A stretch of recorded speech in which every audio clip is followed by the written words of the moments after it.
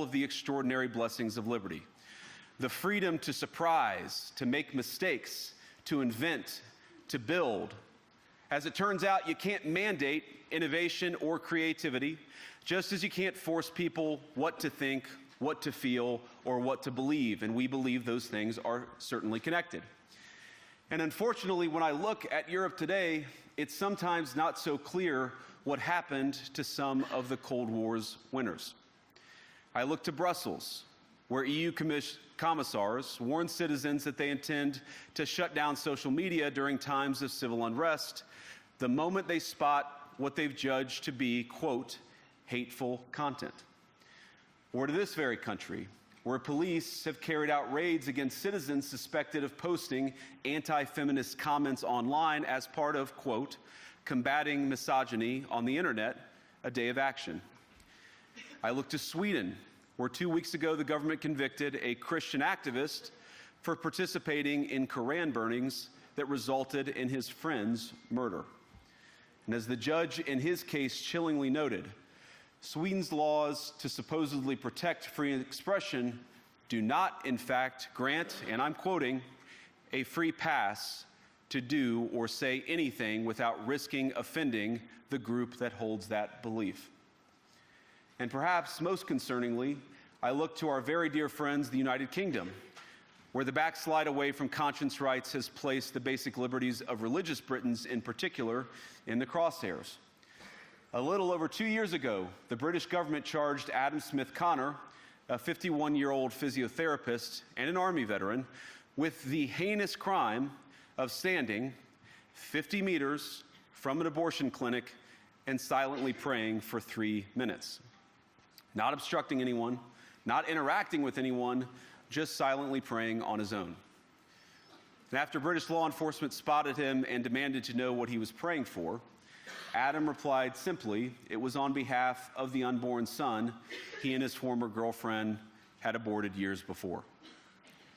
Now, the officers were not moved.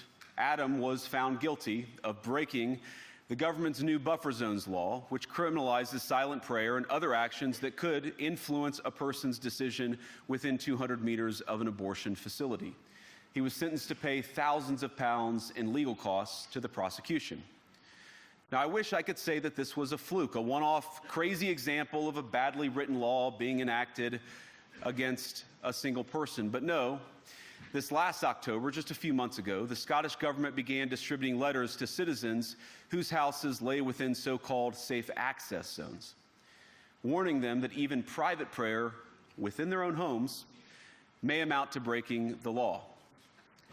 Naturally, the government urged readers to report any fellow citizen suspected guilty of thought crime. In Britain and across Europe, free speech, I fear, is in retreat. And in the interest of comedy, my friends, but also in the interest of truth, I will admit that sometimes the loudest voices for censorship have come not from within Europe, but from within my own country, where the prior administration threatened and bullied social media companies to censor so-called misinformation. Misinformation like, for example, the idea that coronavirus had likely leaked from a laboratory in China. Our own government encouraged private companies to silence people who dared to utter what turned out to be an obvious truth. So I come here today not just with an observation, but with an offer. And just as the Biden administration seemed desperate to silence people for speaking their minds, so the Trump administration will do precisely the opposite, and I hope that we can work together on that.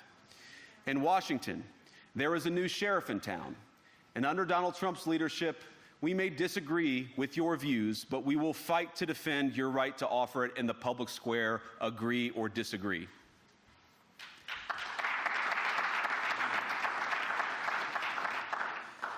Now, we're at the point, of course, that the situation has gotten so bad that this December, Romania straight up canceled the results of a presidential election based on the flimsy suspicions of an intelligence agency and enormous pressure from its continental neighbors. Now, as I understand it, the argument was that Russian disinformation had infected the Romanian elections.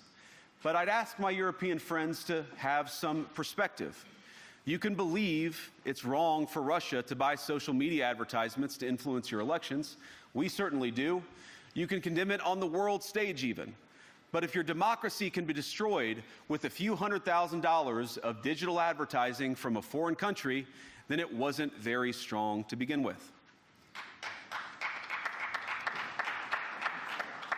Now, the good news is that I happen to think your democracies are substantially less brittle than many people apparently fear.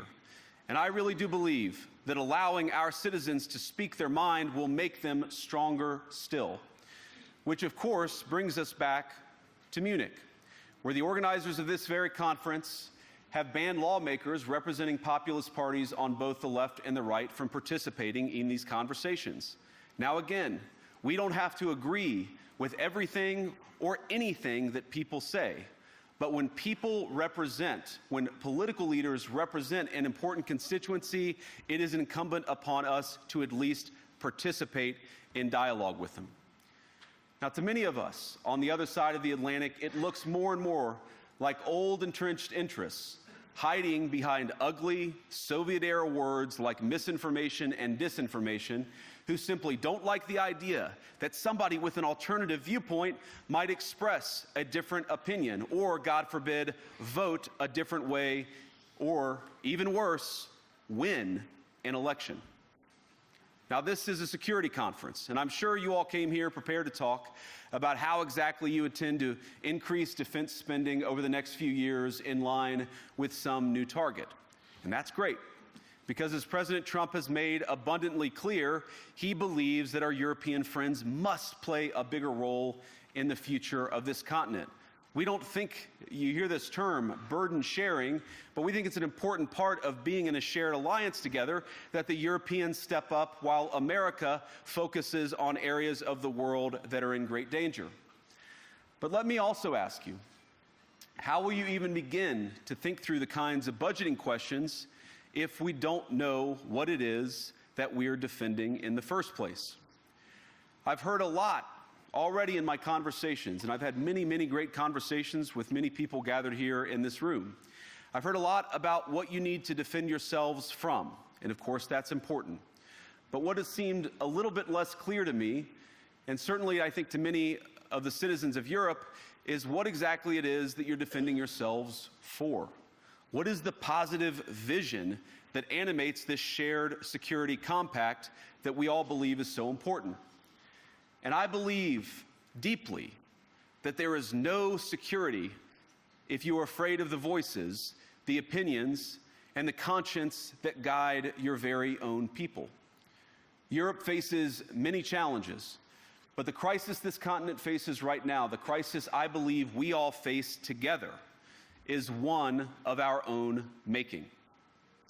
If you're running in fear of your own voters, there is nothing America can do for you. Nor, for that matter, is there anything that you can do for the American people who elected me and elected President Trump. You need democratic mandates to accomplish anything of value in the coming years. Have we learned nothing that thin mandates produce unstable results? But there is so much of value that can be accomplished with the kind of democratic mandate that I think will come from being more responsive to the voices of your citizens. If you're going to enjoy competitive economies, if you're going to enjoy affordable energy and secure supply chains, then you need mandates to govern, because you have to make difficult choices to enjoy all of these things. And of course, we know that very well in America. You cannot win a democratic mandate by censoring your opponents or putting them in jail, whether that's the leader of the opposition, a humble Christian praying in her own home, or a journalist trying to report the news.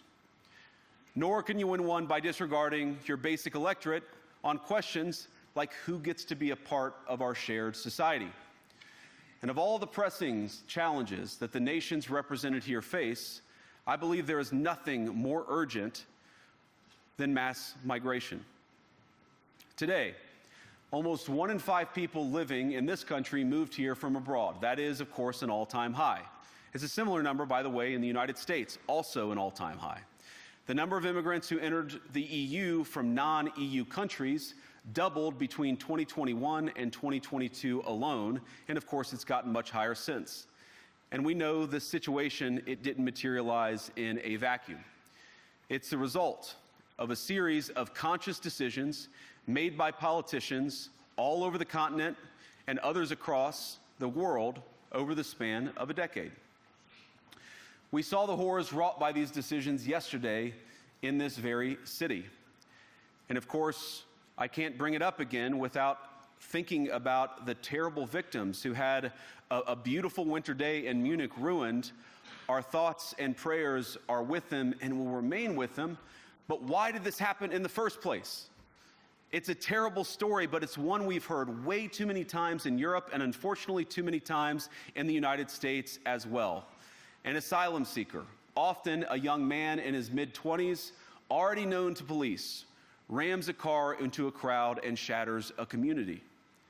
How many times must we suffer these appalling setbacks before we change course and take our shared civilization in a new direction? No voter on this continent went to the ballot box to open the floodgates to millions of unvetted immigrants. But you know what they did vote for? In England, they voted for Brexit, and agree or disagree, they voted for it. And more all over Europe, they're voting for political leaders who promise to put an end to out-of-control migration. Now, I happen to agree with a lot of these concerns, but you don't have to agree with me.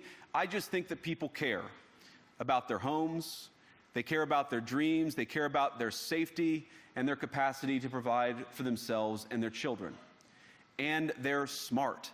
I think this is one of the most important things I've learned in my brief time in politics.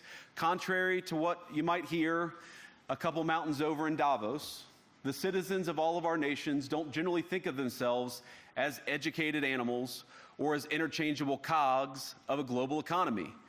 And it's hardly surprising that they don't want to be shuffled about or relentlessly ignored by their leaders. And it is the business of democracy to adjudicate these big questions at the ballot box. I believe that dismissing people, dismissing their concerns, or worse yet, shutting down media, shutting down elections, or shutting people out of the political process protects nothing. In fact, it is the most surefire way to destroy democracy. And speaking up and expressing opinions isn't election interference. Even when people express views outside your own country, and even when those people are very influential. And trust me, I say this with all humor, if American democracy can survive 10 years of Greta Thunberg scolding, you guys can survive a few months of Elon Musk. But what no democracy, American, German, or European, will survive is telling millions of voters that their thoughts and concerns, their aspirations, their pleas for relief are invalid or unworthy of even being considered. Democracy rests on the sacred principle that the voice of the people matters. There's no room for firewalls. You either uphold the principle or you don't. Europeans, the people, have a voice. European leaders have a choice. And my strong belief is that we do not need to be afraid of the future. You can embrace what your people tell you, even when it's surprising, even when you don't agree. And if you do so, you can face the future with certainty and with confidence, knowing that the nation stands behind each of you. And that, to me, is the great magic of democracy. It's not in these stone buildings or beautiful hotels. It's not even in the great institutions that we have built together as a shared society. To believe in democracy is to understand that each of our citizens has wisdom and has a voice. And if we refuse to listen to that voice, even our most successful fights will secure very little. As Pope John Paul II, in my view, one of the most extraordinary champions of democracy on this continent or any other, once said, "Do not be afraid." We shouldn't be afraid of our people, even when they express views that disagree with their leadership. Thank you all. Good luck to all of you. God bless you.